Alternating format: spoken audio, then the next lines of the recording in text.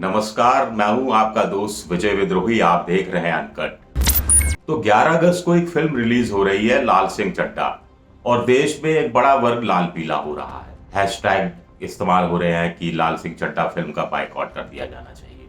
आखिर फिल्म का बायकॉट क्यों होना चाहिए? ये फिल्म हिंदू मुसलमानों पर नहीं है, मुसलमानों का फेवर नहीं करती, हिंदुओं की धार्मिक भावनाएं कहीं किसी रूप में भड़क नहीं रही है।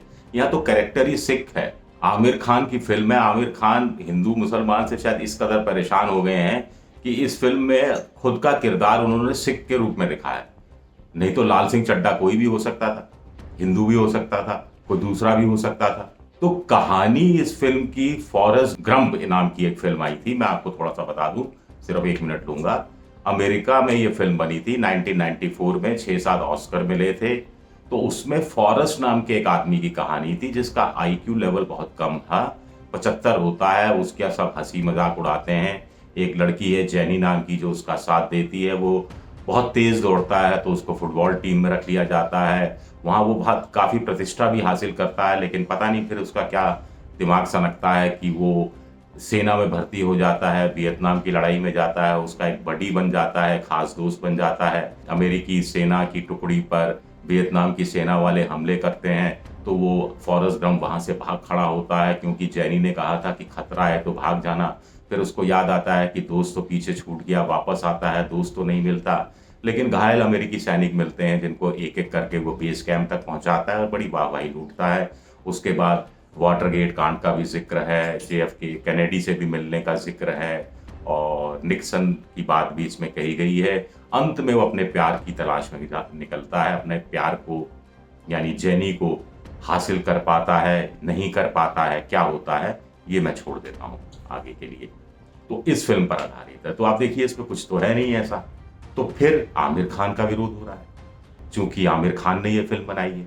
क्यों विरोध हो रहा है? क्योंकि 7 साल पहले उन्होंने एक जगह कह दिया था इकोनॉमिक टाइम्स के फोरम में कि किरण राव जो उनकी पत्नी को बड़ा अंदेशा सा हो गया, कह रही कि साहब हिंदुस्तान छोड़ देते हैं, क्यों आमिर?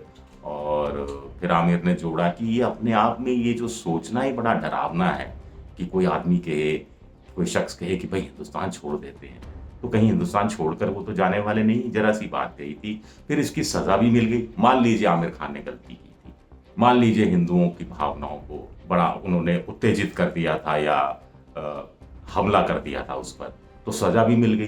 टूरिज्म डिपार्टमेंट के वो ब्रांड एम्बेसडर होते थे, हटा दिए गए।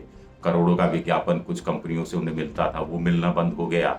तो फिर पीके फिल्म को लेकर भी बात हो रही है कि साहब धार्मिक भावनाओं को भड़काया गया। तो ओ माई गॉड भी तो एक फिल्म आई थी जिसमें अक्षय कुमार थे, उसमें भी तो धार्मिक भावनाओं और जो पाखंड है उसको खोला गया था, और जो ऐतराज पीके को लेकर थे वही ऐतराज ओ माई गॉड गॉड को भी लेकर थे।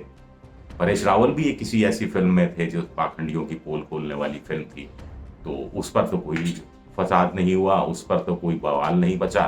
तो आमिर खान को ही क्यों निशाने पर लिया जा रहा है? क्या इसलिए वो मुसलमान है? क्या इसलिए कि फिल्म इंडस्ट्री में तीन खान का बड़ा दबदबा सा रहा है फिल्म हिट फिल्म देने के मामले में? आखिर पीके फिल्म हिट किसने की थी? क्या सिर्फ मुसलमानों के बल पर?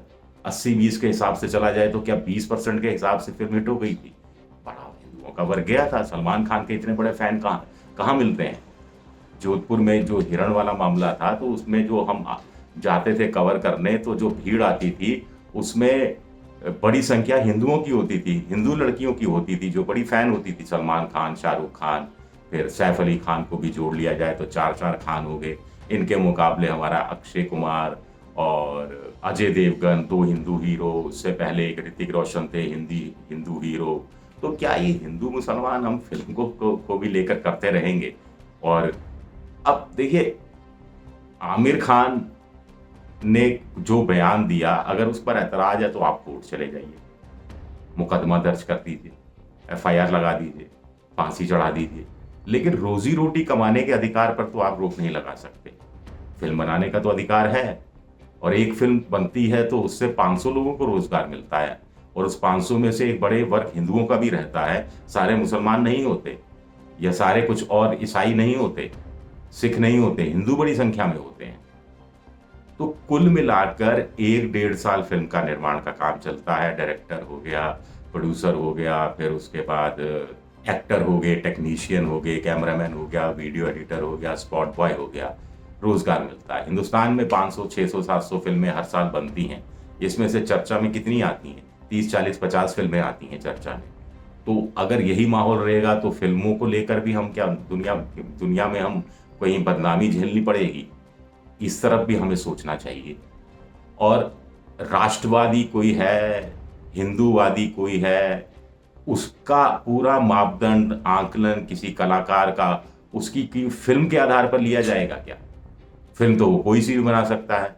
ऐसे तो अक्षय कुमार मान लीजिए किसी फिल्म में विलेन का रोल करता है, या मान लीजिए कोई एक फिल्म बनती है जिसमें वो मान लीजिए कोई अल कायदा पे फिल्म बनाना चाहता है मान लीजिए, और उसमें एक टेररिस्ट की भूमिका मान लीजिए अक्षय कुमार को निभानी पड़ती है, तो आप क्या कहेंगे? वो आतंकवादी है, आतंकवादियों का समर्थन करते हैं। इस हिसाब से कहा जाए तो अनुपम खेर, जिन्होंने एक फिल्म में अभी मनमोहन सिंह जी का किरदार प्ले किया था, पगड़ी वगड़ी सब लगा रखी थी, तो असली जिंदगी में तो अनुपम खेर कांग्रेस के विरोधी रहे हैं, बीजेपी का खुलकर साथ देते रहे हैं। उनकी पत्नी किरण खेर तो चंडीगढ़ से बीजेपी की सांसद भी हैं। तो फिर क्या कहेंगे इस पे? या कंगना रनौत अब एक फिल्म बना रही है, इंदिरा गांधी की भूमिका वो खुद निभा रही है, तो क्या कहेंगे? सवाल उठता है। तो कुल मिलाकर कहानी ये है कि आप विरोध करने के लिए कोई ढंग की चीज तो छांटिए। अब कहीं ऐसा तो नहीं है कि लाल सिंह चड्ढा पिट जाती, ऐसा भी नहीं है कि आमिर खान की कोई फिल्म पिटी नहीं हो। ठग्स ऑफ हिंदुस्तान बुरी तरह पिटी थी। अगर उनकी तारे ज़मीं पर, लगान, दंगल जैसी फिल्में चली थी, अब दंगल फिल्म बनाई तो क्या वो अच्छी फिल्म नहीं थी? उससे क्या भारत में बड़ी संख्या में जो लड़कियां हैं वो कुश्ती के लिए प्रेरित और नहीं हुई क्या? तारे ज़मीं पर डिलेक्सिया जैसी समस्या को नहीं उठाया गया क्या? या उससे पहले लगान एक राष्ट्रवादी फिल्म नहीं थी क्या? अंग्रेजों के खिलाफ क्रिकेट खेलना और उनको मैच में हरा देना, लगान माफी करवा लेना, तो क्या कहेंगे आप उसको?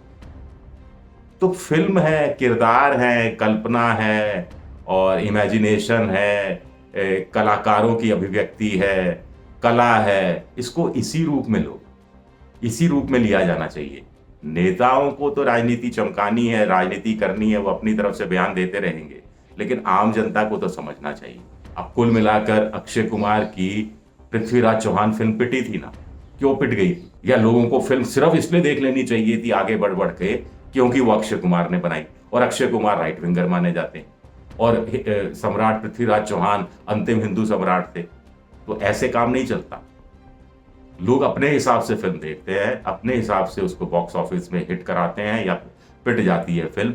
अच्छी कहानी हो, साफ सुथरी कहानी हो, परिवार के साथ देखने लायक हो, और कोई सामाजिक, कोई सोशल संदेश भी देती हो, या किसी वास्तविक घटना पर, जैसे मैरी कॉम पर बायोपिक बनी, जैसे संजय दत्त पर बायोपिक बनी, जैसे उड़ी वाला जो आतंकवादी हमला हुआ था उस पर बायोपिक बनी, जैसे कि करगिल के जो शहीद रहे विक्रम बत्रा से लेके तमाम दूसरे हमारे नौजवान लड़के, उनमें से कुछ लोगों पर बायोपिक बनी। तो लोग पसंद करते हैं इस तरह की चीजें देखना। जैसे ना रील और रियल लाइफ, रियल लाइफ है ये, इसको रील की तरह ही रहने दीजिए, रियल से जोड़ने की कोशिश मत कीजिए। शुक्रिया आप सबका।